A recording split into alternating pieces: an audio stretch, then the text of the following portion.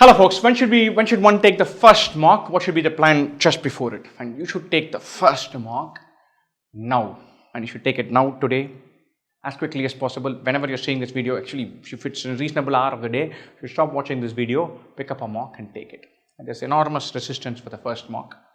And you've got to fight every step of the way to beat down that resistance. It simply does not matter how much you score in the first mock, how great it has gone, how badly it has gone, how disconcerting it was, none of that. And so mocks are about stamina first and foremost. You need to get used to the idea of spending 2 hours intensely doing one thing without your mind going for a walk. It's super tough. It takes some habit building. So you can't say I'll finish all my syllabus and come back to that. And so mocks are about leaving questions, not about selecting questions. You'll learn that sooner or later. Sooner rather than later. So if you have not completed syllabus, that's the best time to take mock because you'll leave questions left, right and center. That is the way it should be. Mocks have got nothing to do with syllabus. Because anybody who's preparing for CAT, take it from me, you already have covered 2/3 of the syllabus because verbal and logical reasoning practically do not have syllabus. And in quant, some 4 or 5 questions you'll automatically be able to try. So 75% of this paper you can attend with zero preparation, give or take, which is huge. We don't frame this in that way, and you should. It is very much possible that you frame CAT preparation as quant preparation in your head, and you keep on finishing syllabus and revising and revisiting and all of that. Every passing week, your resistance to taking the whole mock keeps on becoming bigger and bigger because you've deferred it for a long time. And then when it does finally happen, there's no buzz around it. There's no, you have to do it or you're doing it, and it doesn't matter either way. It wouldn't have mattered either way, any which way. But because we've kept deferring it, it becomes a big, gigantic, huge monster in the head. Don't let that happen. You don't have to finish syllabus. You don't have to get a great score. You don't have to get the feeling of, look, I've got it. The first few mocks, not even the first mock, the first few mocks are for just getting a feel for what is this big battle we are fighting for. When you attend classes every week or do practice test every week, what is the 10,000 feet view overall picture for this? After you take 4 or 5 is when your scores start making sense. After you take another 5, 6 is when you start sensing that, okay, this one went well, those are my mistakes, this is what my analysis will say, this is what my score is likely to be, this mock was good, maybe my percentile will be good. All of those feelings will start coming after you take 8, 9 mocks. You have to give your mind a chance to digest the idea of the stamina building part of mocks, then digest the idea of getting the hang of it, then start improving. If you start taking your mocks by end of August, you have too little time to give your mind the whole chance to grab all of this. So take the first mock as quickly as possible, today if possible. It doesn't matter. And it seriously, honestly, does not matter. Mocks build stamina, mocks build the comfort level of leaving question, mocks give you an overall 10,000 feet view of what this is.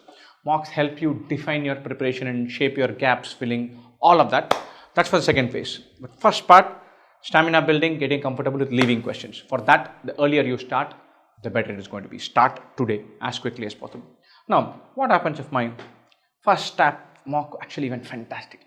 I've got 94th percentile and I'm thrilled, or 99th percentile, I'm thrilled to bits. I have this. Then you pick yourself up and say, look, I've taken 1 mock, the score was great. Let me see if I can do it over and over and over again, and then find another leg to go from 99 to 99.7, 90 to 95, 80 to 96, whatever the journey could be. So the first mock is great. I'm not saying it's anomalous. It's very likely that that's clearly telling you that you have it in you to score that much or higher. Don't rest on your laurels. Pick yourself up and go again. The more likely scenario is that the first mock didn't go well. It didn't go fantastically well. You got tired. You got beaten up. You couldn't solve even one puzzle in LRDA. The verbal questions were so tough, and quant had no freebies. You're absolutely devastated, disconcerted. You have flashes of your overall score being negative. Then you look at all of that and say, and then try have a good plan for the next mock. The first mock is not even the first step of the journey. It's the part before that. And so if everything fell in place that easily and everything was so hunky-dory, everybody would just waltz in and take CAT. It's a tough journey of preparation for intellectually pushing yourself, but also for being temperamentally sound. This journey of preparing for CAT is tough. There are going to be phases where your mock scores don't go up at all, and phases where they're volatile and they keep jumping up and down.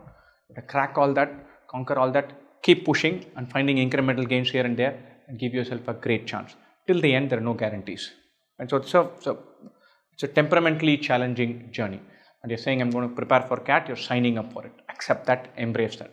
The first step of that is going to be a few mocks that are simply utterly atrocious. Doesn't matter. If it's the first few mocks, all the better for it. You've gotten it out of the way. And so don't ponder over how poorly the first few mocks have gone. Just to give you a lay of the land. Once you've got that, you'll start figuring this out. That much I can tell you. And so make sure that you brush it aside if it's not a great score. Take some learning from it. Make sure that you have a plan for what your next mock is going to be like, how you're going to be intense for 2 hours, how switched on you'll be, and then take it from there. But don't mull over some silly mock scores, especially the first few ones. Right? Super guys, take the first mock as quickly as possible. Best wishes.